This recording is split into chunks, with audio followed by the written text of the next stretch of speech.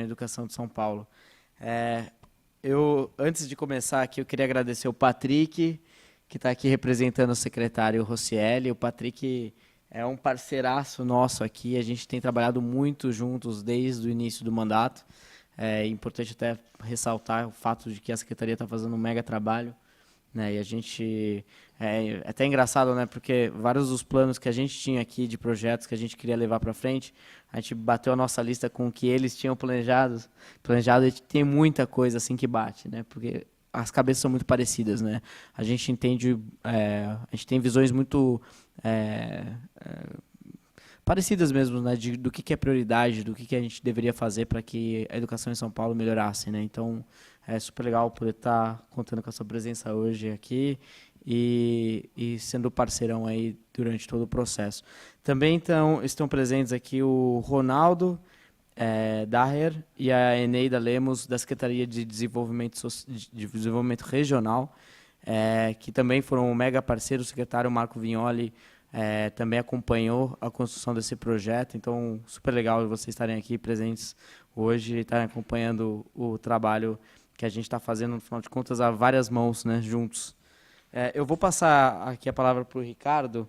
O Ricardo e a Naira são do nosso gabinete, da minha equipe, e também eu acho que é super legal colocar todo mundo da equipe também que se envolveu com o projeto para vir aqui falar como é que foi, como que a gente construiu isso junto, porque não foi fácil. Tem muita coisa que, se a gente tivesse só tirado o projeto da nossa cabeça e protocolado, o projeto seria bem diferente.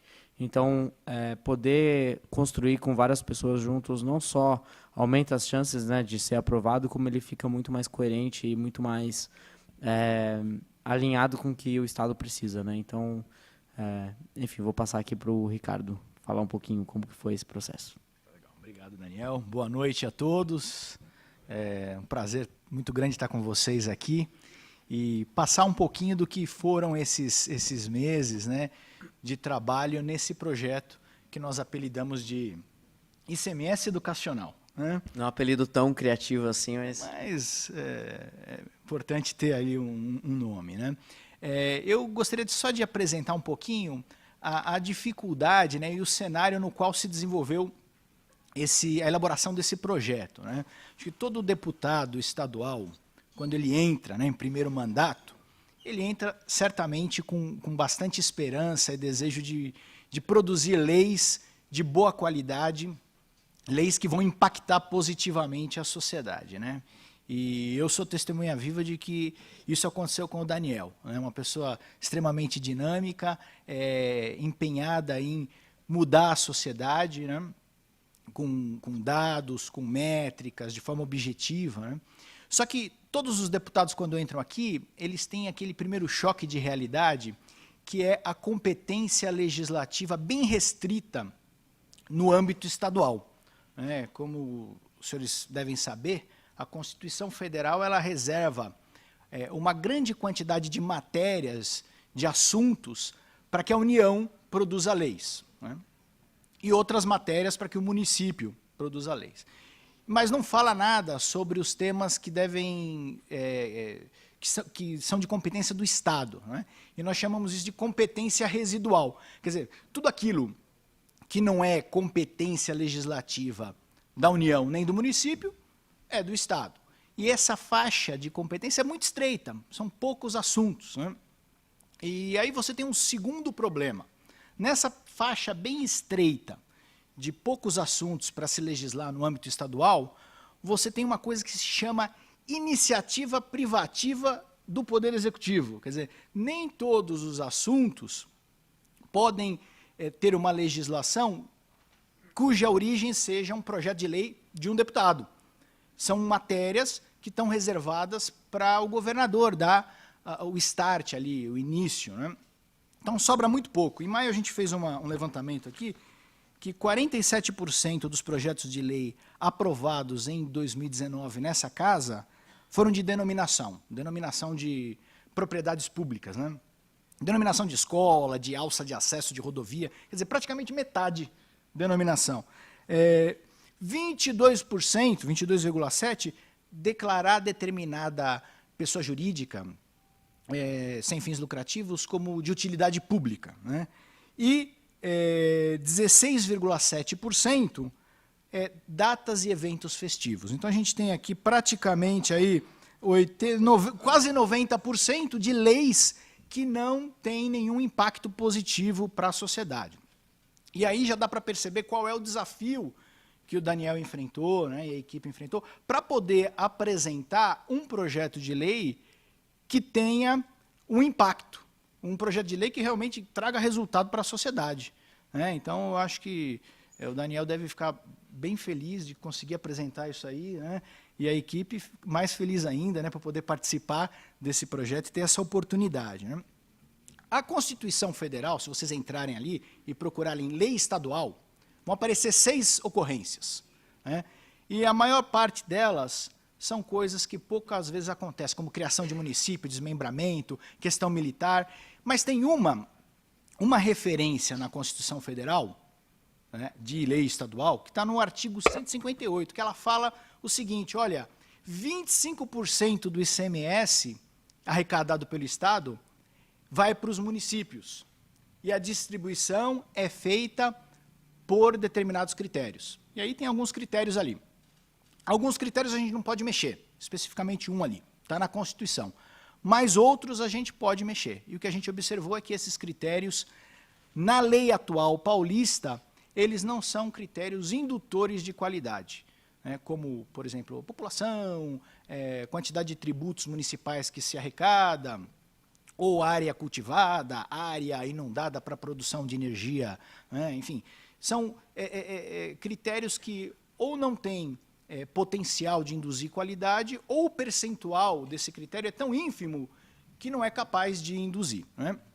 E foi justamente nessa área que a gente entrou, baseado em experiências muito positivas de outros estados, especificamente aí o Ceará, que em 2007 criou uma lei semelhante, né, que dá 18% aí dessa cota municipal de ICMS para a educação, baseado em critérios de performance educacional, né, e nós começamos a estudar a experiência do Ceará com a ajuda da Secretaria de Educação, foi envolvido também a Secretaria de Desenvolvimento Regional, o próprio Banco Mundial colaborou, né, com subsídios aí de cálculo e teórico para a gente desenvolver o que hoje é o PL 855 de 2019. Né. Ele basicamente atribui esse repasse de ICMS aos municípios com base em critérios de performance educacional na rede municipal, né? E a gente vai ver depois, o Daniel vai explicar melhor, né? Eu acho que já deu meus 5... acabou o tempo. Você ficou muito longe, eu não percebi, né? E a gente fica empolgado em falar sobre coisas boas, né? Mas então a Naira vai falar um pouquinho sobre a questão de educação, e depois a gente vai continuar falando aí junto com o Daniel. Beleza? Muito obrigado aí pela atenção. Desculpa invadir um pouquinho aí o tempo. Boa noite, pessoal. Como o Daniel já disse, meu nome é Naira, eu trabalho do jurídico do gabinete junto com o Ricardo. A minha principal função é fazer realmente pesquisas que embasem os nossos projetos de lei, né? E como nossa bandeira principal é a educação, aqui em São Paulo é o país mais rico da federação, o estado mais rico da federação, mas, mesmo assim, o nível de aprendizagem dos nossos alunos em português e matemática é muito baixo. Para vocês terem uma noção, um aluno formado no 3º ano do ensino médio sai com noções básicas, uma aprendizagem básica assim, em matemática, 20% apenas tem um aprendizado adequado em matemática e 30% um aprendizado adequado em português. Então, a gente já vê que, com esse resultado, é muito difícil um jovem hoje entrar no mercado de trabalho e, consequentemente, no ensino superior. Isso atinge diretamente as famílias brasileiras e, consequentemente, o desenvolvimento do país inteiro. Então, o nosso principal propósito aqui é construir projetos de lei baseado em evidências, em dados, para que realmente cause impacto na vida dos alunos, né? Então, é o caso desse projeto que a gente vai apresentar para vocês hoje. É um projeto que foi, como o Ricardo disse, foi muito estudado. A gente usou bons exemplos, né? Vários estados do Nordeste já adotaram essa metodologia. A gente deu umas alterações tendo em vista as características de São Paulo. Então, acho que vai ser bastante produtivo. Espero que vocês gostem.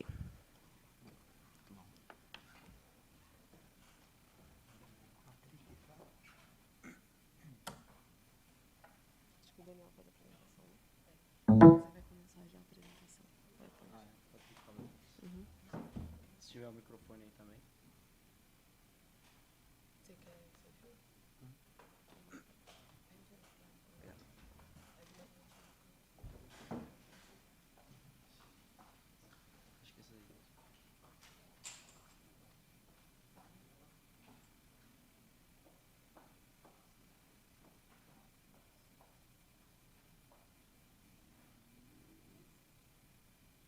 Obrigada.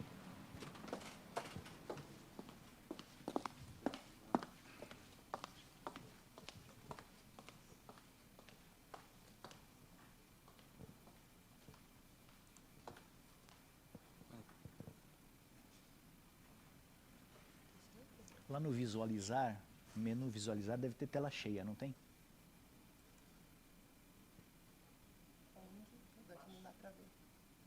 Isso. Ctrl E, isso. Boa. Aí.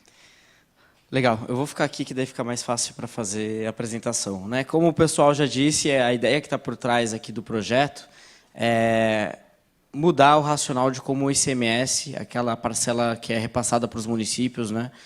Quais são os critérios que estão envolvendo e fazem com que os municípios recebam mais ou menos a parcela a cota parte que eles podem receber desse imposto. Bom, uma coisa que eu acho que é bem relevante falar é que a gente tem uma lista assim, de pelo menos uns 20 projetos que a gente priorizou para protocolar nesses primeiros meses. E dessa lista, a gente chegou à conclusão e achou que seria mais interessante investir nesse projeto do ICMS do que, por exemplo, mudar a lei das OS para permitir que São Paulo tenha charter schools, né, modelo de escola conveniada, ou, enfim, fazer algo em relação ao ensino noturno. Tem vários outros projetos que a gente se debruçou e que a gente acha que são importantes. Mas esse projeto do ICMS ele é particularmente importante porque, se você fizer a conta do quanto que ele vai influenciar de repasse para os municípios, essa somatória de valores, em um ano, chega a aproximadamente 7 bilhões de reais. Então, aqui, num projeto de lei, a gente está influenciando no repasse de 7 bilhões de reais. E aí, né, quando eu fiz campanha, né, no ano passado, a gente percorreu várias cidades. E várias das vezes, né, acho que em todas as cidades que eu visitei, a pergunta que todo mundo fazia era o seguinte: mas o que você vai fazer aqui pela minha cidade? E quando você recebe uma pergunta dessas, né, o que a pessoa está querendo fazer é quanto de recursos você vai trazer aqui para a minha cidade de emenda parlamentar. Só que emenda parlamentar obrigatória, cada parlamentar tem 5 milhões de reais por ano. Tem gente que tem um pouco mais, porque vai lá, negocia com o governo, né, tá, um apoio aqui, um apoio ali, consegue, sei lá, no melhor dos mundos, o dobro, 10 milhões de reais por ano. Você interferir no repasse de 7 bilhões de reais de uma maneira eficiente, buscando sob orientação de resultado, é a mesma coisa do que todos os 94 deputados estaduais recebem nos 4 anos de mandato, e mais. É a mesma coisa do que 1.400 anos de mandato. Então, isso mostra um pouquinho do impacto do projeto que a gente desenhou e por que a gente priorizou ele. Porque a gente vai influenciar no repasse uma quantidade absurda de recursos e com critérios que a gente acha que são os mais importantes para se considerar para valorizar a educação. Eu acho que tem que... Se puder passar. Qual que é o racional que tem por trás, né? A gente, no final de contas, não está mudando nada. A gente não está trazendo professores melhores, a gente não está mudando o currículo da secretaria, a gente não está, sei lá, fazendo nenhuma alteração prática na rede de educação. Mas a gente está alterando os incentivos. Isso é muito importante, porque todo mundo aqui que estudou economia assim, sabe que os agentes reagem aos incentivos, né? Todo mundo reage aos incentivos que recebem. Tem uma turminha do INSPER aí, da GV, que sabe que eu estou falando muito bem, que vem isso todos os dias. E aí tem um exemplo muito claro, né? Por exemplo, um táxi comum e um Uber, tem um motorista, tem um carro, geralmente no padrão parecido, mas são serviços completamente diferentes. Dá um exemplo. Ontem eu estava voltando da Assembleia, peguei um Uber e aí o cara estava digitando enquanto no WhatsApp enquanto estava dirigindo. Veio alguém, fez uma barbeirada, ele parou o carro, xingou a pessoa. Ele estava mascando o chiclete alto pra caramba, que faz aquele barulho assim. Eu fico meio... E eu estava meio doente já ontem, hoje estou meio doente. E aí eu já tava meio assim, sabe, putz, cara, não... Aí ele foi lá e colocar som alto, uma música que eu não gosto e tal. Chegou, né? Eu falei, poxa, já avaliei o cara. Se fosse num táxi comum, eu nunca ia poder avaliar esse cara, né? Se eu deixo o celular no carro e eu estou num táxi comum, já era. Então, no Uber não. No Uber você tem um sistema de avaliação, você tem como ter um tracking, né, do que está acontecendo. Então, isso muda completamente os incentivos, porque o motorista do Uber que eu usei ontem, ele não estava orientado para o cliente, ele estava orientado para as necessidades dele mesmo. Então, ele não estava pensando, poxa, como é que eu olho para esse cliente, eu trato ele da melhor maneira possível. E ele não estava fazendo isso. E o que a gente quer que a rede faça nos próximos anos que tem pela frente, né? Que os prefeitos, como que a gente gostaria de ver os prefeitos, os secretários de educação nos municípios? Trabalhando para o cliente. E quem que é o cliente final na educação? Pode parecer uma besteira, mas muita gente não vai achar que é o aluno, né? Há muita gente que supostamente defende a educação, e algumas dessas pessoas que eu encontro semanalmente aqui na Assembleia, algumas vezes até nessa sala, que supostamente defende a educação, nem sequer chega a falar de aluno. Fala de carreira, fala de salário, fala de tal, mas nunca fala de aprendizagem, nunca fala de, Enem, nunca fala de avaliação. Eles estão sempre, né, buscando proteger a classe, né, de professores e por aí vai. Então, o objetivo aqui é alinhar os incentivos e fazer com que os prefeitos, os secretários de educação trabalhem para os alunos, o que é algo que deveria ser óbvio e que muita gente diz que é prioridade, né? Muitos prefeitos por aí, em época de campanha, sobretudo, dizem que é prioridade, mas, no final de contas, quando você vai ver, não é tão prioridade assim. E aí tem o caso do Ceará, que é um caso, poxa, eu imagino que vários de vocês já conheçam, que é um caso bem famoso, que em 2007 eles implementaram uma lei semelhante, né, alterando, né, os critérios de repasse do ICMS e colocando como critério o desempenho em educação. Então, lá em 2007, só uma das 100 melhores escolas do Brasil eram do Ceará. Depois, 2009, passou para 9, 2011 passou para 18, e 2015, 77, até aí na última avaliação que a gente tem, 82 escolas das 100 melhores escolas do país estão lá. Então, isso é só um exemplo assim, do quanto que os incentivos fazem uma diferença enorme. Claro que tem vários programas que subsidiam os municípios do estado do Ceará, isso não tem dúvida, e é algo até que a gente fala e conversa bastante com o pessoal da secretaria. Que você dá o incentivo, mas também às vezes não ajudar com as ferramentas, não vai fazer com que o desempenho seja tão bom quanto poderia ser.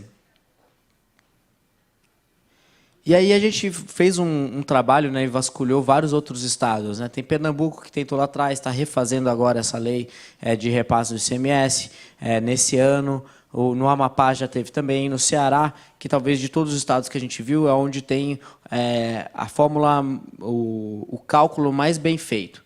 Então, o Ceará, eles fizeram um estudo bem profundo, tentaram entender quais eram as necessidades do estado, e eles fizeram a escolha de tirar repasse, né, por conta de como o cálculo é estabelecido, de tirar repasse de ICMS para Fortaleza e repassar para o interior. Para o Ceará fazia muito sentido isso, porque, enfim, o interior é mega pobre, né? Enfim, o sertão do Ceará e por aí vai. E Fortaleza tem muito mais recursos vindo de outras fontes. Então, eles fizeram essa escolha, escolheram focar na alfabetização, enfim, de acordo com a realidade do Ceará. E agora, em 2019, a gente protocolou aqui na Assembleia, com a parceria da Secretaria de Educação, da Secretaria de Desenvolvimento Regional, com a ajuda do pessoal do Banco Mundial, esse projeto.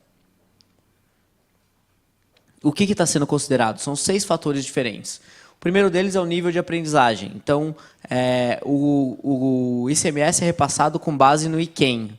O IQEM é o Índice de Qualidade da Educação Municipal. E ele é calculado com esses 6 fatores, né? O primeiro deles, nível de aprendizagem, é a nota do quanto que a cidade tem, a média do SARESP na cidade. Para vocês terem uma ideia, no projeto original a gente tinha colocado a prova do SAEB, que é aquela que gera o IDEB. Só que ela é calculada só a cada 2 anos. E, sabendo da iniciativa da Secretaria de Educação de universalizar o SARESP para todos os municípios de São Paulo e anualizar essa avaliação, então a gente já colocou com base no SARESP. Foi uma das primeiras alterações que a gente fez ao conversar com a Secretaria. Evolução de aprendizagem, esse é o critério mais importante do cálculo. Porque basicamente mede a diferença da sua nota no último ano e nesse ano, quanto que você está melhorando.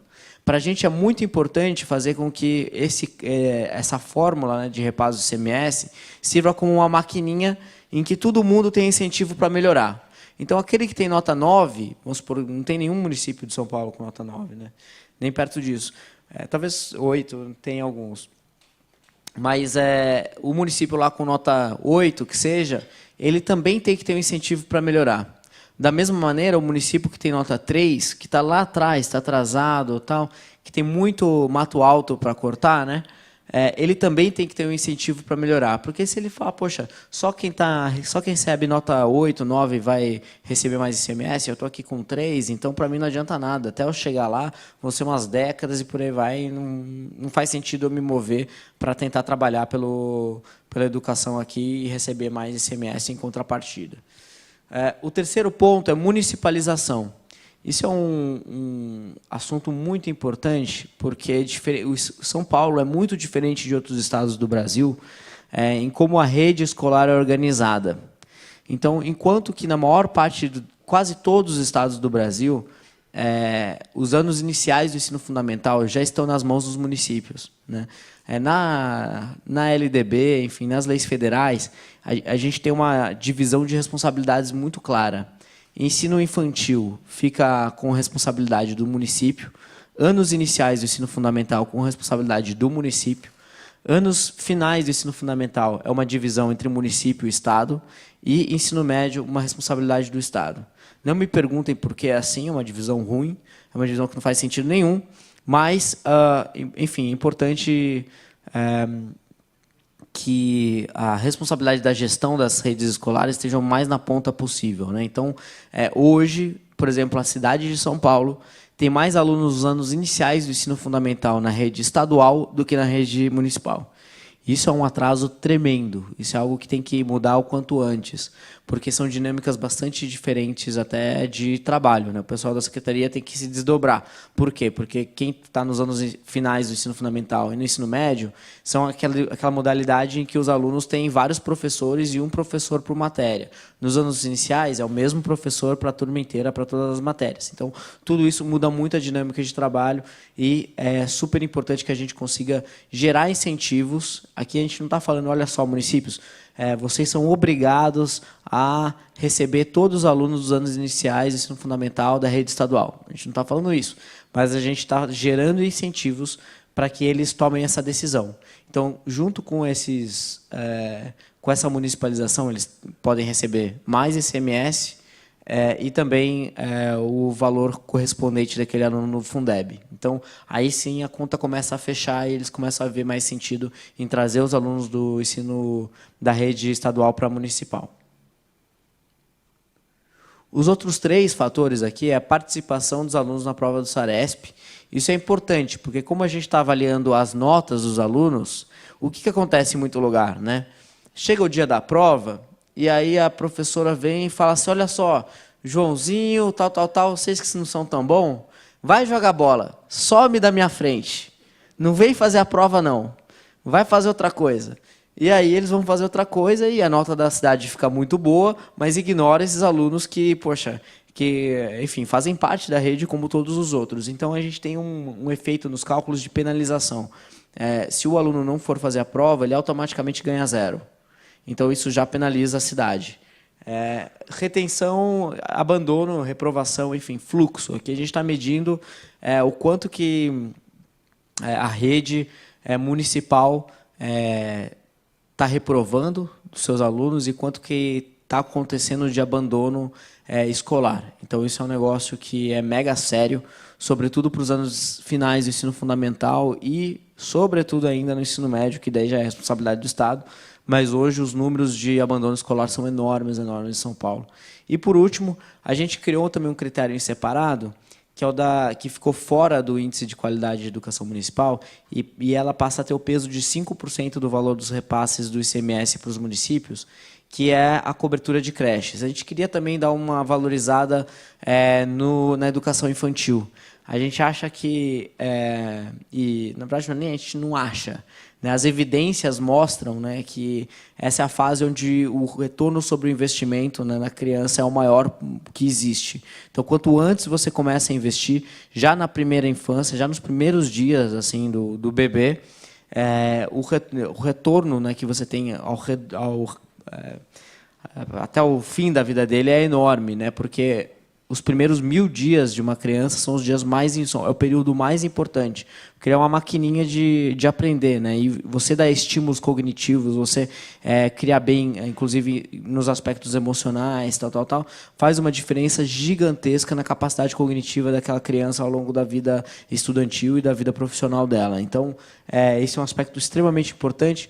Cobertura de creche não é um indicador perfeito, porque a gente colocou ele justamente porque a gente não conhece, na verdade, não existe hoje no Brasil um indicador para a educação infantil tão bom quanto o IDEB, por exemplo, para a educação básica.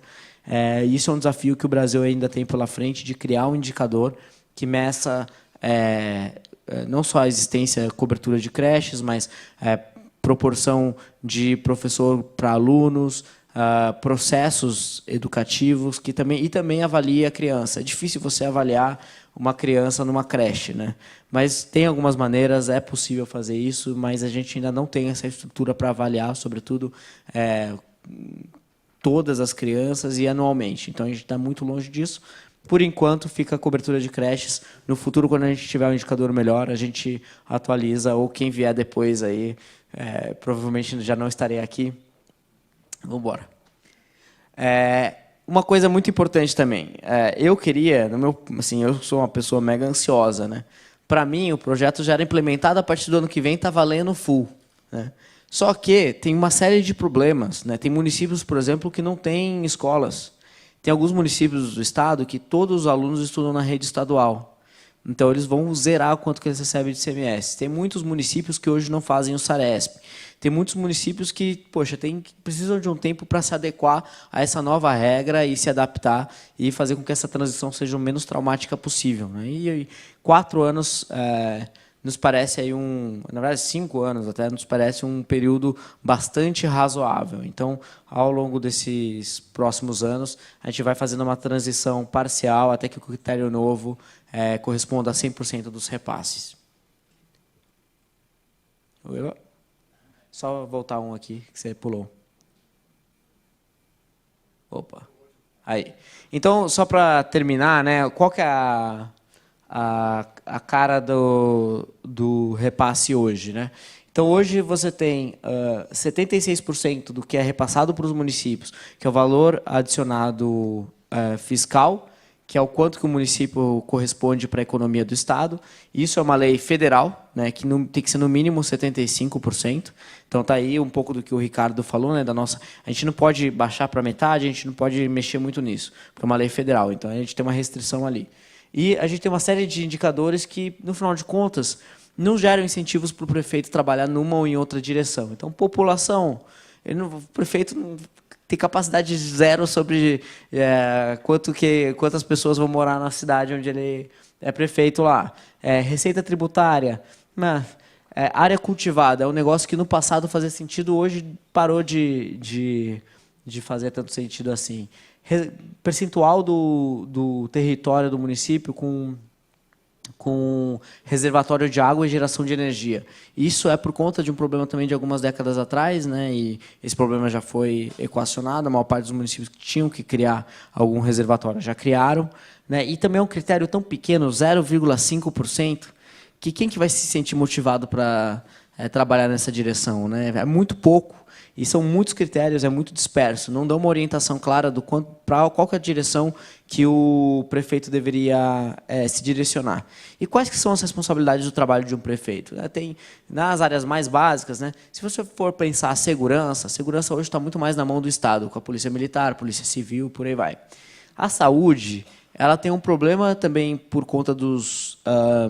é difícil colocar num cálculo como esse de ICMS, porque municípios de escalas diferentes têm responsabilidades diferentes e atendem de formas diferentes, então com níveis de complexidade. E, além disso, a gente tem uma dificuldade muito grande de ter critérios claros, né, e finalísticos, né, indicadores finalísticos de saúde. Então, o que seria um indicador bom em saúde? E que a gente tem publicamente, anualmente atualizado. Sabe, é muito difícil. Eu gostaria, por exemplo, de ver indicador de tempo médio de atendimento de um paciente no hospital, percentual de reincidência, dependendo das áreas. Então, são indicadores mega complexos e que não estão assim, publicamente disponíveis ainda.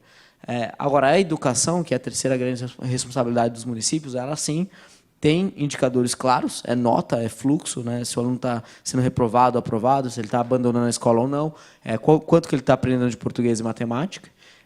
E são indicadores que podem ser revisados anualmente. Pode voltar só um slide, que eu acho que você pulou também um outro. Isso.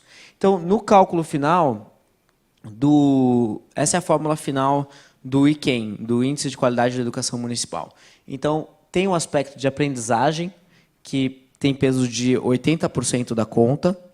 Nessa parcela, a evolução da aprendizagem tem o peso maior, 75%, e o nível de aprendizagem tem um peso um pouco menor, bem menor, de 25%. Já no segundo bloco, o bloco de retenção, o bloco de fluxo, a taxa de reprovação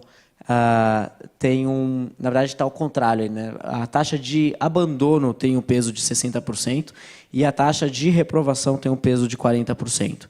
A gente até escolheu esses pesos porque a gente se preocupa ainda mais com o abandono do que com a reprovação, porque quando o aluno abandona a escola, você já não consegue chegar mais até ele, você perdeu ele, né?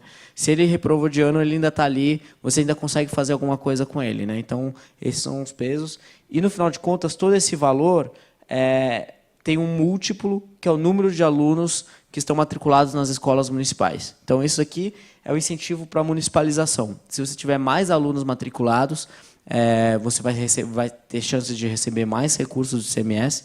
E se você tiver menos alunos matriculados nas escolas municipais, você, por consequência, vai receber menos ICMS. Isso também ajuda a ponderar o tamanho dos municípios. Então, por exemplo, São Paulo é uma cidade com, sei lá, 10 milhões de habitantes, que é a maior do estado, e a menor chama Borá, né, que tem 600 habitantes. Então, não é justo que Borá receba a mesma quantidade de recursos do que São Paulo. Eles não vão praticamente precisar fazer nada, já vão receber uma montanha de dinheiro, e São Paulo vai praticamente perder tudo. Se a gente não colocasse esse fator, né, do número de alunos, o nosso cálculo ia estar bem mais parecido como é do Ceará. O do Ceará, eles não consideram o tamanho da rede, por isso que o recurso passa a ser bem mais distribuído para o interior. Então, é isso aí. Eu acho que essas são as informações mais básicas do projeto.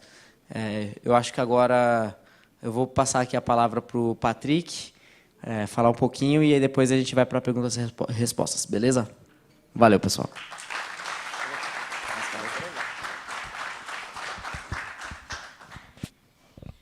Bem, boa noite.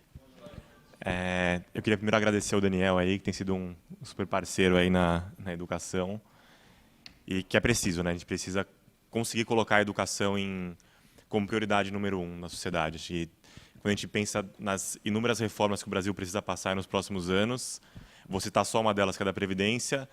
Daqui a 10 anos a gente vai ter que fazer outra se a produtividade não aumentar, e produtividade vai depender do capital humano que a gente tiver, que vai depender da qualidade da educação que a gente tiver no país. Então, a gente precisa conseguir colocar a educação em prioridade. E aí, já fazendo um gancho com esse ponto, quando o Daniel ele fala que os agentes eles reagem a incentivos, que é uma super verdade, a gente tem uma parte de prefeitos em São Paulo que, após eleitos, vão colocar a educação como prioridade no mandato. E a gente tem bons exemplos de municípios em São Paulo, no estado de São Paulo, que têm bons resultados educacionais. Por outro lado, tem outros que vão precisar de incentivos para colocar a educação como prioridade. E é importante a gente ter em mente que o ICMS ele é um recurso que ele é livre. Diferente do Fundeb, que é o recurso de educação, o ICMS ele pode ser gasto para construir uma ponte. Ele pode ser gasto construindo uma unidade básica de saúde, ele pode ser gasto construindo calçada, recapeando rua. Isso interessa muito às prefeituras. Então, esse é um primeiro ponto que é importante entender no projeto, que é o incentivo ele está atrelado ao resultado na educação, mas o resultado que o município tiver, o recurso que advém desse resultado que o município tiver, ele não necessariamente precisa ser gasto na educação. Isso vale muito para o prefeito. Isso é muito importante para o prefeito, porque a gente tem uma realidade no Brasil, aí pegar na década de 70, 60% das famílias elas não tinham, das crianças de 5 a 17 anos, não tinham completado a educação básica. Muitos deles hoje são pais das crianças que estão nas nossas escolas. E é difícil a gente pedir para que essas famílias valorizem a educação se elas não tiveram acesso à educação. Para muitas famílias, o importante é estar na escola. Se o governo me garante uma escola para matricular o meu filho, isso está ótimo. Se o governo garante uma creche para matricular meu filho, isso está ótimo. E a gente não se discute qual qualidade. Tanto que a gente tem uma taxa de matrícula em São Paulo que ela é muito próxima de 100%. A gente tem vaga para todo mundo aqui nas escolas de São Paulo. Nem por isso São Paulo tem bons resultados na educação. E aí eu estou falando de IDEB, né? Se a gente agora pegar nível Brasil e comparar com o PISA, aí a vergonha é ainda maior. Então, a gente precisa conseguir colocar a educação como prioridade e é importante que a gente tenha incentivos corretos para colocar a educação como prioridade. E aí, outra parte de tornar a educação prioridade vai vir de todos nós aqui. E aí, cada um, CPF de cada um aqui, o CPF do Daniel não enquanto deputado, mas enquanto cidadão, a gente tem que cobrar os nossos políticos de que a educação seja prioridade. Enquanto a gente tiver segurança pública como prioridade, depois saúde como prioridade, e só então educação entrar na lista, a gente vai ter os recursos indo para a segurança, para a saúde e não indo para a educação. E ainda que a gente possa fazer muitos ajustes na educação, e eu sou super a favor, assim, a gente tem feito bastante aqui na Secretaria, e como a gente tem gasto dinheiro, trazer mais eficiência para a utilização do recurso, a educação ela ainda precisa de recurso. Independente de quantos ajustes a gente fizer, o bolo total do recurso da educação ele precisa ser maior. Até para a gente conseguir ter um gasto por aluno parecido com o gasto que a gente tem por aluno em outros países. Não vou comparar com os países que estão em primeiro no PISA, mas até com países próximos aqui ao Brasil, que a gente precisa conseguir equiparar. A gente tem um gasto percentual do PIB parecido, mas a gente sempre tem que lembrar que os países eles têm um PIB diferente, população diferente, então renda per capita diferente, e isso não bate quando a gente olha para o Brasil com países parecidos como o Brasil. E a gente precisa conseguir evoluir. Um ponto interessante aqui, aí, já dito tudo isso, a gente é muito favorável ao projeto. A gente tem conversado desde o começo do ano, a gente tem feito aí uns ajustes de muitas mãos. Aí, acho que o Banco Mundial tem sido um parceiro muito importante, já tem sido desde a época do Ministério, quando o Rosselli era ministro, fazendo uns ajustes importantes. Por quê? Porque a gente tem uma realidade em São Paulo que ela é muito diferente da realidade do Ceará. Ceará, quando fez a distribuição do ICMS, você tinha 4, 5, 6 municípios que perdiam dinheiro e todos os outros ganhavam dinheiro. Aqui em São Paulo, você tem 170 municípios, 150, 170 municípios que reduzem a arrecadação do ICMS de um ano para o outro, se a gente implementa esse projeto de um ano para o outro sem regime de transição. E aí é entender que há um custo político envolvido nisso, que ele é importante de ser calculado para a gente conseguir fazer as coisas acontecerem. Assim, só boas ideias não bastam. A gente precisa ter uma estratégia política, a gente precisa entender o que está em jogo no meio de tudo isso para a gente conseguir, de fato, implementar um projeto desse e conseguir garantir que a gente tenha aprovação num projeto desse. Porque, no final, todos os deputados que estão aqui na casa, eles são eleitos nos municípios, pelas pessoas que moram nos municípios. Quando a gente pensa que a maior parte do recurso está na região metropolitana, é justamente a região metropolitana que tem o maior número de habitantes. E é justamente a região metropolitana que tende a perder mais recursos, tanto a metropolitana quanto os municípios no entorno. Então, pensar como a gente faz um bom desenho de transição para garantir que, sim, para os municípios ganharem, municípios vão ter que perder, mas, ao mesmo tempo, como a gente não impacta o caixa dos municípios de um ano para o outro, até para a gente não gerar problemas. São Paulo perder dinheiro é uma coisa que vai ter que acontecer para o projeto ir para frente. Só que a maior parte da população está em São Paulo.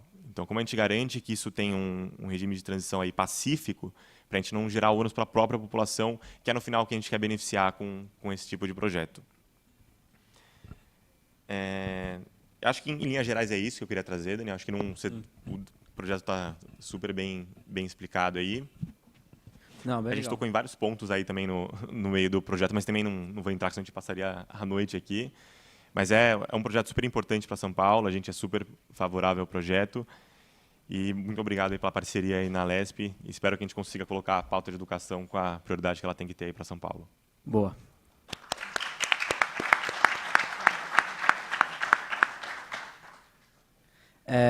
Bom, super legal. Falando sobre, só comentando o que você falou, né, sobre o quanto que a gente gasta como percentual do PIB, a gente gasta mais do que a média dos países da OCDE, como percentual do PIB, né, a gente gasta 6% do PIB com educação, e em outros países geralmente 5%, 4%. Então, assim, a gente hoje já prioriza a educação. Então, e quando você vê, por exemplo, o Fundeb, ele de 2000 a 2015...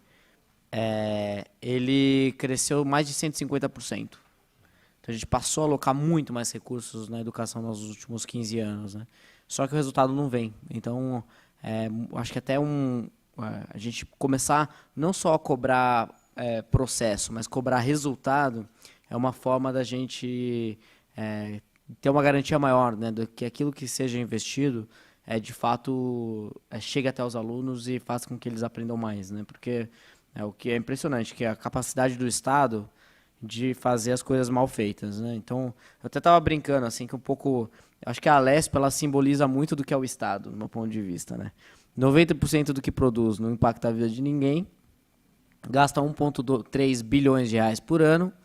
Lá no nosso gabinete, assim, e não tem internet direito, não tem, sabe? É um negócio maluco, cara, esse lugar. E é um pouco de como é o Estado brasileiro. Esse é o desenho do Estado brasileiro, do meu ponto de vista. Não tem nem ar-condicionado direito, em algumas salas, tal. Não tem internet direito, tal, mas gasta 1,2, 1,3 bilhões de reais por ano e produz 90% de coisas que não impactam a vida das pessoas. Então, mas vamos lá. Eu não sei, eu vou pegar umas aqui. Enquanto você lê as perguntas, eu posso fazer um comentário rápido Claro. aqui? Que é o seguinte, é importante que o Patrick falou, que esse recurso do ICMS que é repassado para os municípios, ele não tem que ser obrigatoriamente investido em educação. Isso é um erro muito comum de quem está conhecendo o projeto, né? Na verdade, a educação é apenas o critério para a quantidade de repasse. Então, um município que performa melhor em educação vai receber mais. O que não performa tão bem recebe menos. E aí, inevitavelmente, vem a pergunta, mas esse sistema vai prejudicar aquele município que já é ruim, ele vai receber menos e vai acabar piorando. Então, essa pergunta ela é inevitável, né? E aí a gente tem que lembrar 3 pontos, né? O primeiro ponto é que a nossa fórmula de repasse valoriza muito a evolução. Então, um município que está num nível muito baixo, ele tem um potencial de evolução muito maior, em termos absolutos, do que um município que já está bem, lá com nota 7 ou 8. Em comparação com o que está na nota 4, por exemplo, né? O segundo ponto é o seguinte, esse modelo ele serve também para indicar quais são os municípios que precisam de uma atenção especial. E o projeto de lei não é uma panaceia, ele é um elemento que, junto com outras políticas públicas, vão poder contribuir para a melhoria do ensino. Por exemplo, no Ceará, eles têm um processo em onde os 10 melhores municípios fornecem recursos humanos, né, para aqueles municípios que estão ali na lanterninha, né, os piores. Então, essa é uma forma de política pública que, junto com a lei, ajuda a melhorar. Então, a gente costuma dizer aqui, uma analogia, essa lei é como o motor de um carro. É um motor bom, mas se não tiver o carro, que são as políticas públicas, não anda. O motor sozinho não anda, né? E o carro também, sem o motor, não vai andar, né? E, por fim, a experiência do Ceará mostra que os municípios que tinham a pior performance foram os que mais evoluíram depois de alguns anos da aplicação do sistema. Então, aí fica definitivamente refutada essa ideia de que o modelo prejudica os piores, né? Obrigado. Só fazer um ponto aqui, Daniel, que eu acho que é interessante também, porque às vezes a gente vai falando de educação, a gente fala como se fosse tudo muito óbvio, né, do projeto. Entender que o ICMS, ele se enquadra dentro de uma lógica de regime que na educação a gente chama de regime de colaboração. Então, é como que o Estado consegue criar parceria com os municípios para que todo mundo cresça junto. Então, o Ceará ele tem um ponto muito interessante, que aí é a grande inspiração, que para além do qual é o mecanismo que eles utilizam, é a ideia que tem por trás disso, que é ao mesmo tempo que ela gera competição entre os municípios pelo recurso, ela gera colaboração entre os municípios, porque as piores escolas têm que ajudar, as melhores escolas têm que ajudar as piores escolas no ano seguinte. O Estado desenvolve um currículo único, que é uma coisa que a gente já fez aqui em São Paulo, a gente está começando a fazer no ensino médio agora, em parceria com os municípios. O Estado fornece formação para todos os professores do Estado, sejam eles das redes municipais ou redes estaduais, de graça. O Estado paga as avaliações para serem aplicadas nos municípios. Porque hoje a gente tem, como o Daniel trouxe, a gente tem uma realidade hoje que a gente não sabe como alguns municípios estão no Saresp. Porque eles não aplicam a prova, porque tem que pagar. Tem município que não tem dinheiro para pagar. Ou não é prioridade para o município pagar para aplicar uma prova nos seus estudantes. Então, entender que o ICMS ele é um incentivo, mas ele está colocado dentro de um regime de colaboração que é importante. Se vocês viajarem para o interior de São Paulo, e aí fugir dessa região próxima da cidade de São Paulo, vocês vão ver que muitos municípios não têm capacidade técnica para fazer uma boa formação de professores, eles não têm capacidade técnica para fazer um bom material didático, eles não têm capacidade técnica para equipar as escolas, para os estudantes, e pensar numa educação voltada para o século XXI, pensando em habilidades socioemocionais. E aí como que o Estado consegue ajudar e assim, a cenoura vai ser igual para todo mundo. Quem atingiu os melhores resultados é por mérito próprio. Todo mundo teve acesso aos mesmos insumos, à mesma formação de professores, ao mesmo material didático, foi aplicada a mesma prova para todo mundo, e a partir disso, o que diferencia cada prefeito, cada secretário de educação municipal para receber esse recurso? Não, bem legal. Aliás, teve uma pergunta que aborda justamente o que você acabou de falar, né? Vocês acham que faz sentido adotar mais um critério, que seja a escola melhor avaliada, precisar ajudar a escola pior avaliada? Então, isso é um pouco do... Eu não sei se na conta do ICMS, na conta do repasse do ICMS, né, do IQEM, isso deveria estar ali. Mas eu acho que o ponto é que é o que eu estava falando também no início, né? Os incentivos, eles alinham, né, a ação dos agentes, mas se não tiver uma série de ferramentas auxiliares, né, o resultado vai ser subótimo, né, não vai ser tão bom quanto poderia ser. E esse é um tipo de colaboração que eu acho que é muito importante, inclusive o pessoal da Secretaria está pensando, né, em uma série de medidas para auxiliar também os municípios e com uma série de programas, né, dentro dos municípios também, as escolas melhores auxiliarem as piores e por aí vai. Tem um outro aqui que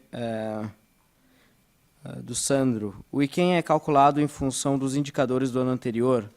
Se isso não pode gerar problemas em anos de eleição municipal, sobretudo quando o prefeito não concorre à reeleição, eu acho que isso, se a motivação for exclusivamente eleitoral, invariavelmente no segundo mandato, os prefeitos vão ter menos incentivos, né? Isso é um pouco do que pode acontecer. Mas eles também, tendo menos incentivos no segundo mandato, talvez tenham menos chances de eleger os seus sucessores. Então, isso também tem que estar na conta. O ponto é que, como o IQEM ele é calculado anualmente, então ele vai ser sempre atualizado, né? Então, o cenário político ele vai acabar tendo uma influência, como sempre teve, né? Então, e para o prefeito que está no primeiro mandato, ele vai ter muito mais energia, provavelmente, para buscar um resultado melhor, porque ele vai ter mais dinheiro do ICMS. E para muitas vezes, assim, a gente não tem tão claro o quanto que esse dinheiro é um dinheiro importante para o prefeito. Porque você receber, por exemplo, o dinheiro do Fundeb é legal, mas é um dinheiro que você já está carimbado, você só pode gastar na educação. O dinheiro da saúde você só pode gastar na saúde. Então, muitas verbas, né, de um prefeito, né, que estão sob a responsabilidade da gestão de um prefeito, elas já vêm carimbadas. Então, ele, via de regra, tem muito pouca flexibilidade. Muito pouca flexibilidade. Então, esse é um dinheiro muito valioso para um prefeito. Esse dinheiro vale pra caramba para ele, porque pode alocar em qualquer coisa, pode reformar a praça, pode fazer coisas que tenham muito mais visibilidade, que passe a sensação de que ele está fazendo mais coisas. Então, enfim, é um dinheiro que vale pra caramba e que invariavelmente vai estar sujeito aos ciclos eleitorais, como tudo, né, na gestão dos municípios. Tá? Minha crítica ao projeto, essa pergunta do Arthur, é não considerar a relação entre o atual patamar de verba aluno e a nota de determinado município. Com isso, municípios com patamar alto de verba aluno mas com uma nota baixa no Saresp vão facilmente elevar a sua nota e, consequentemente, receber mais repasse que os demais. Isso, portanto, tende a aumentar a desigualdade entre os municípios e a relação de verba-aluno. Como podemos prevenir que isso ocorra? Bom, isso não aconteceu em outros casos, né? Não foi o que aconteceu, por exemplo, no Ceará. No Ceará, municípios que estavam na rabeira foram os que mais melhoraram ao redor dos anos. E essa correlação, né, do quanto que é investido por aluno e o resultado que é obtido não é tão linear assim. Eu acho que na maior parte das vezes não existe uma correlação também. Então, acho que até vale a pena depois ver se tem alguma publicação relacionada a isso. Mas é impressionante, né? Poxa, Ceará é o terceiro estado mais pobre do Brasil. E está aí, chegando em São Paulo, que é disparado o estado mais rico do Brasil. Então, a gente tem muito mais recursos e municípios, às vezes, com uma quantidade muito maior de recursos, de arrecadação municipal, não tem o desempenho que outros municípios bem mais pobres têm. Então, essa correlação acho que não é óbvia. Eu acho que é um ângulo interessante para se olhar, mas eu não sei o quanto que isso... o quanto que o cálculo atual, eu não acho que ele gera uma distorção assim significativa, mesmo quando a gente não considera essa relação verba-aluno. Não sei se você tem algum insight também, Patrick. Eu tendo a acreditar também que essa relação custo-aluno, até um certo ponto, ela vai ter uma correlação com a aprendizagem, o custo-aluno com a aprendizagem, mas a partir de certo ponto vai depender muito mais de qual estratégia que a rede tem. E aí pensar que resultado da educação não é só o jeito que o professor está ensinando na sala de aula. É como a secretaria organiza uma sala de aula, quantos alunos por sala de aula, você ter um número mais perto do ótimo de professores, você poder dar uma formação melhor para o professor, como você organiza o material. Tem toda uma questão de rede também que ela vai ter um impacto aí na aprendizagem. Eu também sou mais favorável a esse ponto de que... E até porque... Se o custo por aluno, pelo que eu entendi da pergunta, as redes que já gastam muito por aluno, elas teriam uma vantagem. Foi isso, né? Teria uma vantagem competitiva em relação a quem tem menos recursos por aluno, mas também tem nota baixa. Até hoje não aconteceu, nem em São Paulo também. Sim, as cidades que gastam mais por aluno não são as cidades com os melhores resultados. Então não me leva a crer que por mudar o ICMS isso viria a acontecer. Boa. Pergunta aqui do Jonathan. Quais seriam as restrições para a utilização dos recursos? Além dos dados da Secretaria de Educação, vocês consultaram profissionais de educação que estão na linha de frente, nas escolas? Então, a restrição para a utilização dos recursos, elas não existem, né? É o que a gente falou, né? É um recurso que ele não é carimbado e que pode ser utilizado para qualquer coisa que o prefeito achar que é importante. Isso é uma parte, inclusive, bastante relevante do projeto, né? Porque, mais uma vez, os prefeitos têm pouquíssima margem de flexibilidade sobre como usar os recursos que eles têm à disposição, né? E se a gente consultou os que estão na linha de frente nas escolas, bom, aqui pelo menos eu tento fazer visitas praticamente semanais aí às escolas. Ultimamente tenho feito menos, confesso. Mas a gente tem buscado estar sempre ligado com o que está acontecendo na ponta. Entender os problemas, entender qual que é a realidade da sala de aula. Mas tem um aspecto também que eu acho que a gente nunca vai encontrar a verdade só olhando no micro, nem só olhando no macro. A gente tem que ter uma visão que combine os dois. Uma visão de sistema, né? Então, quando a gente olha como sistema, a gente consegue entender... a realidade do todo e a realidade da ponta. E como que as diferentes engrenagens se relacionam. Então, só tendo uma visão assim, eu acho que dá para a gente falar assim, poxa, se distanciar e falar, poxa, o que a gente está buscando fazer aqui vai trazer tal resultado ou não vai trazer resultado. Né? Então, isso é uma das coisas que, aliás, eu vejo muito na educação, que muita gente fala, inclusive semanalmente, né? Eu estou aqui na comissão de educação, Daniel, você não sabe nada, você tem que ir lá na sala de aula conhecer, tal. E isso é uma falácia, né? Porque é importante conhecer a ponta, mas sem saber os grandes números, sem saber a situação geral das coisas, né, você não vai ter uma visão sobre aquilo que deveria ser priorizado, sobre como de fato resolver os problemas. E educação é um negócio muito difícil, porque diferente de uma máquina, né, que tem uma engrenagem, o movimento de uma impacta no movimento da outra e é muito claro. Na educação é um sistema mega aberto, então são várias engrenagens, são muitas coisas que interferem em outras, então é um sistema muito mais complexo. Muito mais complexo. Por isso que é tão importante você ter a visão do todo. E várias das coisas que a gente busca fazer aqui também, e na verdade assim, um dos principais pontos desse projeto é olhar sob o ponto de vista de incentivos.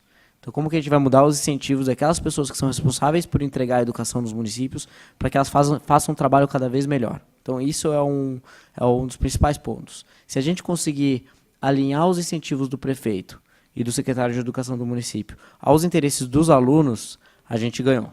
E é por aí que a gente está caminhando. Uma pergunta aqui do Marcos.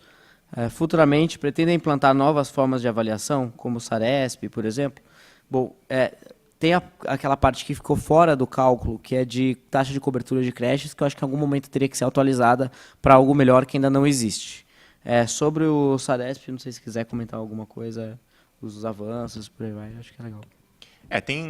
Existe na educação toda essa discussão, eu vou começar lá da educação infantil, né, de como que a gente avalia a educação infantil. É realmente um desafio, a gente não tem, no mundo não tem um sistema que a gente fala assim, esse aqui está muito bom, dá para a gente copiar isso.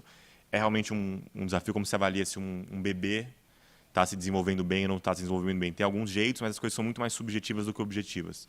O que a gente tem de ideia são colocar dentro da rede de São Paulo um método de avaliação que seja tanto do processo quanto do resultado lá no final. A gente não pode deixar para olhar para a criança no final do ano e falar assim, nossa, que pena, ele não aprendeu o que ele tinha que ter aprendido em português, em geografia, em matemática. A gente tem que estar olhando eles em períodos mais curtos de tempo para a gente fazer replanejamento, entender dentro daquela sala de aula qual é a estratégia, dentro daquela escola qual é a estratégia, dentro daquele município qual é a estratégia. Então a gente tem a ideia de trazer um regramento mais claro para essas avaliações ao longo do ano, alinhar mais essas avaliações ao currículo também. A gente tem um descasamento aí entre o que é avaliado e o que é ensinado, que às vezes dá um resultado para a rede que não é de fato o resultado daquela rede. Isso é muito ruim, porque diagnóstico ruim gera estratégia ruim. Então, eu tinha um professor na faculdade que falava assim, entrou lixo, vai sair lixo.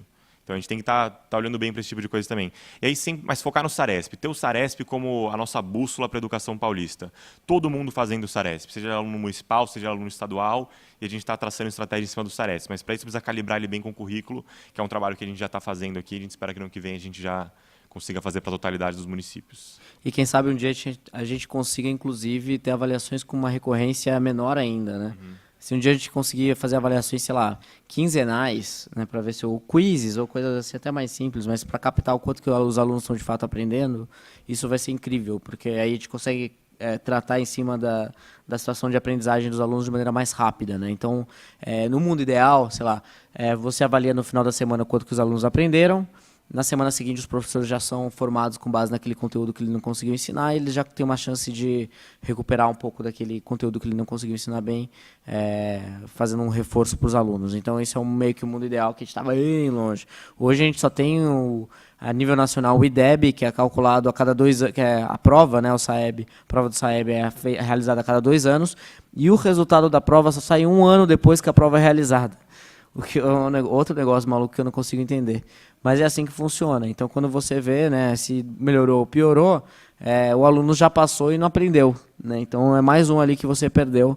E é impressionante o quanto que a gente perde, né? A Naira falou um pouquinho de alguns dados de educação e é dramático. É dramático. E na semana passada eu estava visitando uma escola e eu via assim, os alunos assim, no refeitório, enfim, nas áreas sociais ali da escola, e você vê, poxa, quantos desses aqui vão conseguir chegar na faculdade, sabe? Quantos desses aqui vão conseguir...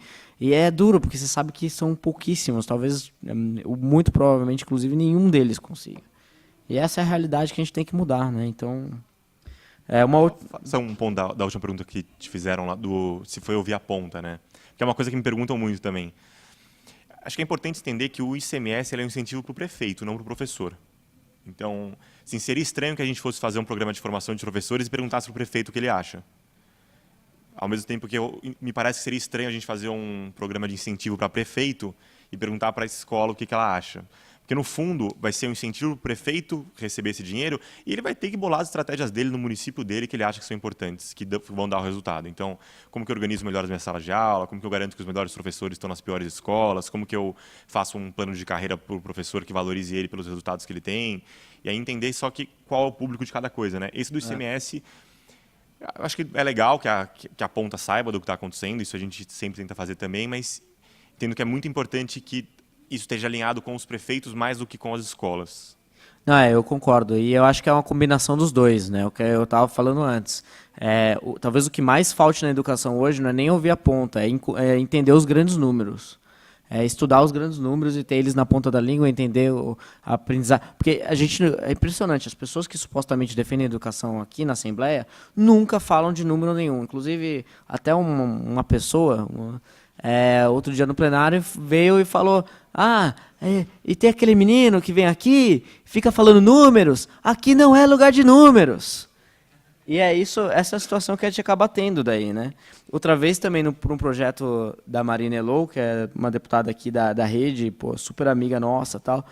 Ela estava falando uma série de estatísticas, tal, e vem um outro deputado e fala assim: você só fica falando de estatísticas, tem que falar dos casos reais. Tem que falar dos casos reais. Aí depois ela explicou: não, olha, estatísticas são um monte de casos reais empilhadinhos, tal. Então, e esse é um pouco da situação, né? Se a gente olhasse mais os números e visse o quão dramático é a situação do Estado, é impressionante. Boa.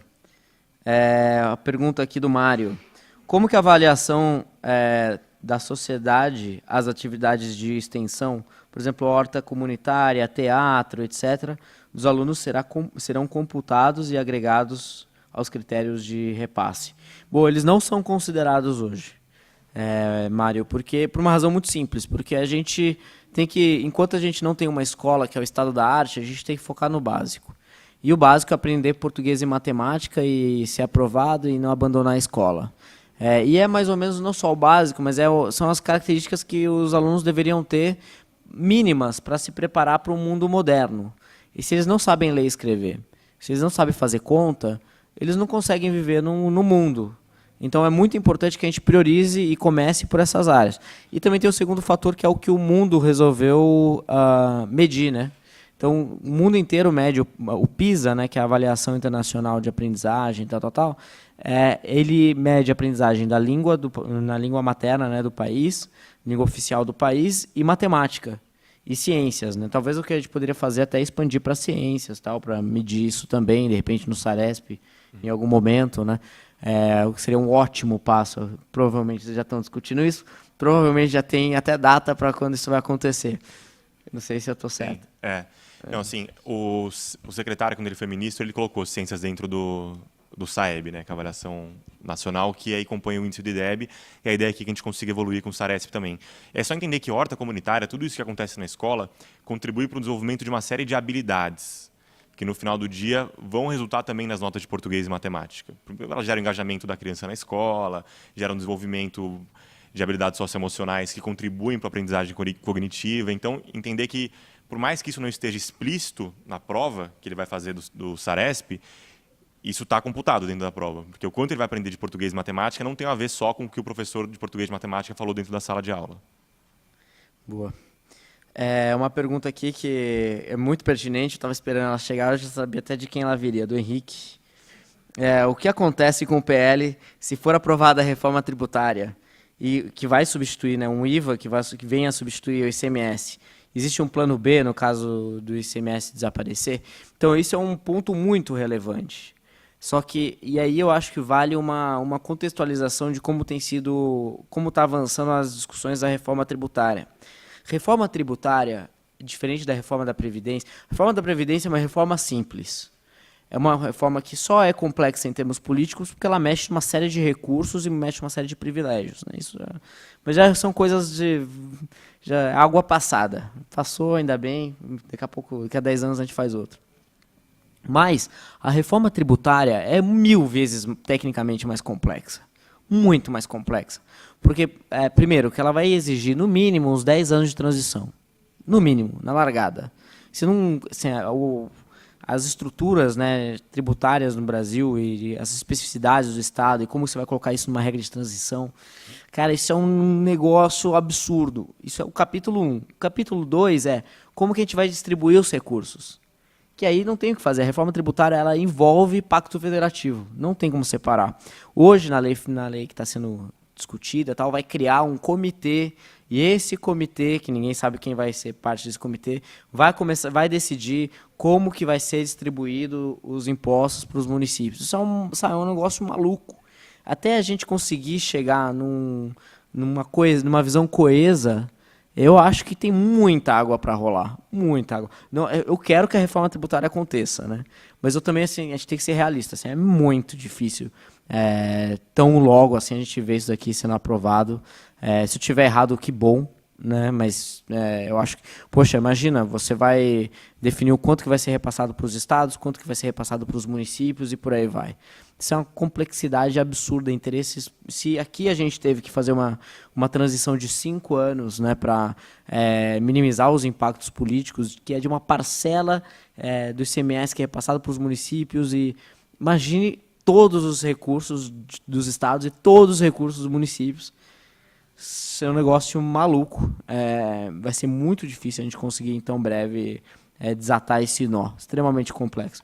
Dito isso, eu acho que tem algo que é muito importante aqui, que até uma coisa que eu tenho comprometimento assim, de buscar e brigar, quando a gente vê que a reforma tributária de fato vai acontecer e tudo mais, aí eu vou lá colar no Alexis lá e ficar, Alexis, não esquece disso, que é começar a repassar impostos para os municípios e para o estado com base em resultado. A gente tem que começar a colocar esse critério de desempenho. Não, assim, até como forma de gerar incentivos não só em educação, não só no estado de São Paulo, Ceará e por aí vai, mas em todos os estados, municípios, em todas as áreas que a gente conseguir. Aí sim a gente vai começar a olhar indicadores fim de saúde, indicadores fim de segurança, indicadores fim de educação, de outras áreas com mais seriedade e com consequências, né? Porque muitas vezes o que falta é consequência. Se você é um mau gestor, não tem consequência. Se você é um bom gestor, também não tem consequência. Então, isso é um ponto que eu quero brigar bastante para que a gente consiga implementar cada vez mais, na verdade, não deixar de fora, na reforma tributária, uma parte, pelo menos, dos impostos atreladas a resultado. Isso eu acho que talvez seja uma das coisas mais importantes. Aqui, por fim, um comentário da Suzana, que diz que existem métodos científicos validados e utilizados em neuropediatria para avaliar o desenvolvimento neuropsicomotor da criança de 0 a 6 anos. Existe, isso é real mesmo. Alguns locais já começaram a fazer essas avaliações, porque o que acontece é que para você fazer a avaliação de creche, muita gente tem resistência de avaliar as crianças. Eu acho isso uma besteira. Existem, e que a Suzana acabou de falar aqui, já existem métodos que estão disponíveis, né, para as crianças serem avaliadas, mas também avaliar os professores, avaliar os processos das creches e avaliar as estruturas maiores. Então, acho que esse é um ótimo ponto. Suzana, obrigado pelo seu comentário. As perguntas acabaram aqui, eu não sei se tem alguma final, mais algum papelzinho. Enfim, então eu queria agradecer de novo todos vocês que vieram, que se interessaram por esse projeto. Mais uma vez, é um projeto que é super importante, a gente resolveu priorizar por um motivo muito nobre, porque ele tem chances, e pelo menos as evidências já mostram que ele possui um poder real de impactar na educação e uma escala bastante impressionante, influenciando um repasse de aproximadamente 7 bilhões de reais. Isso num ano em que o ICMS é o equivalente ao ICMS de 2009.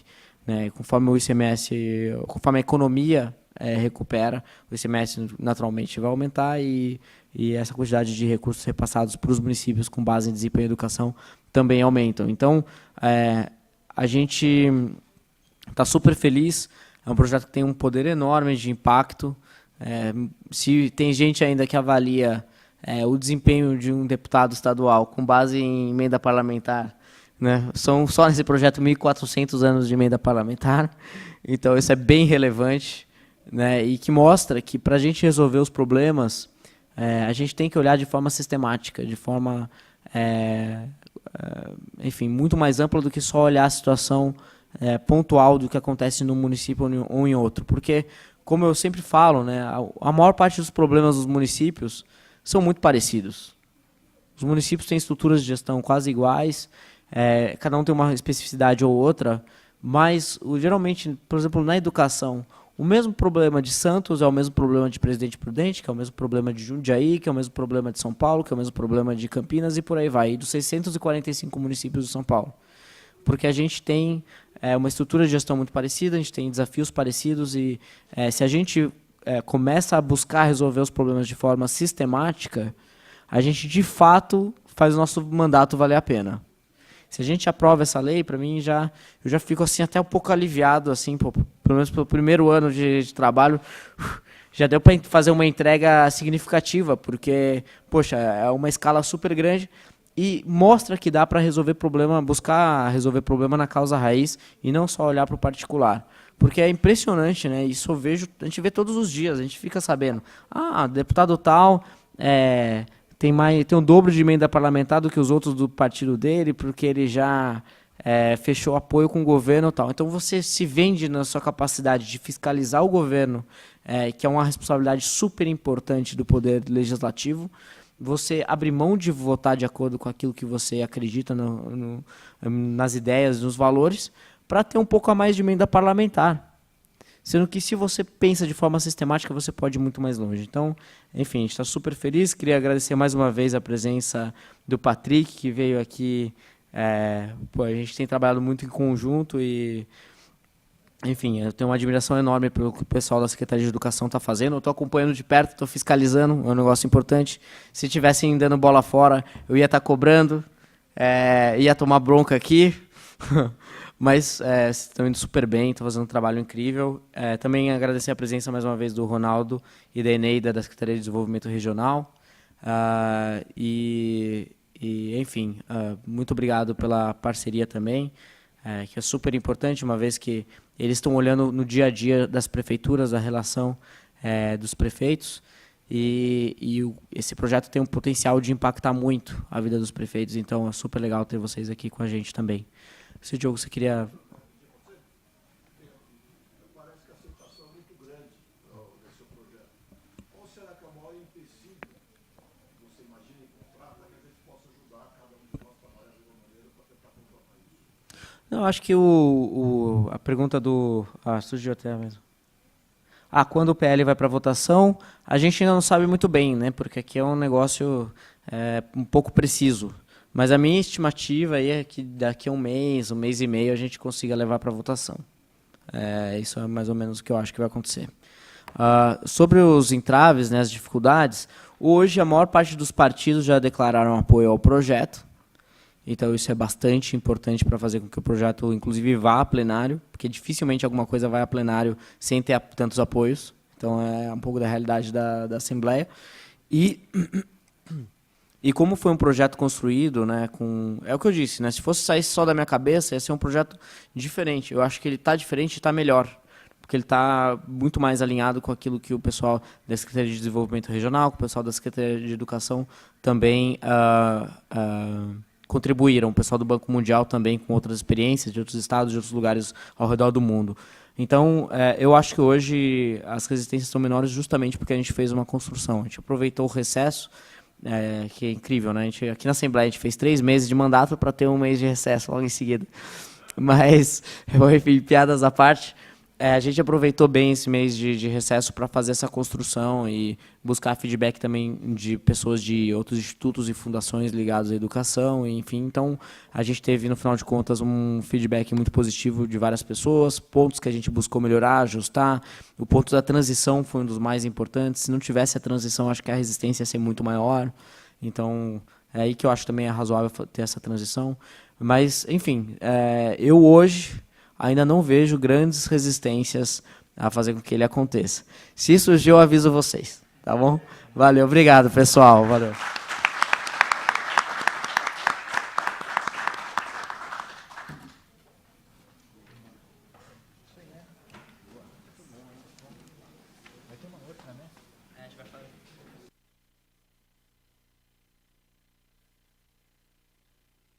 Todos os meses a gente tem buscado fazer palestras de diversos assuntos e também a gente prevê mais uma audiência pública sobre esse tema, também trazendo algumas pessoas de alguns institutos, fundações ligadas à educação.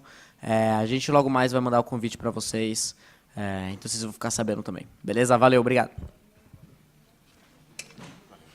Opa. Aí, Patrick.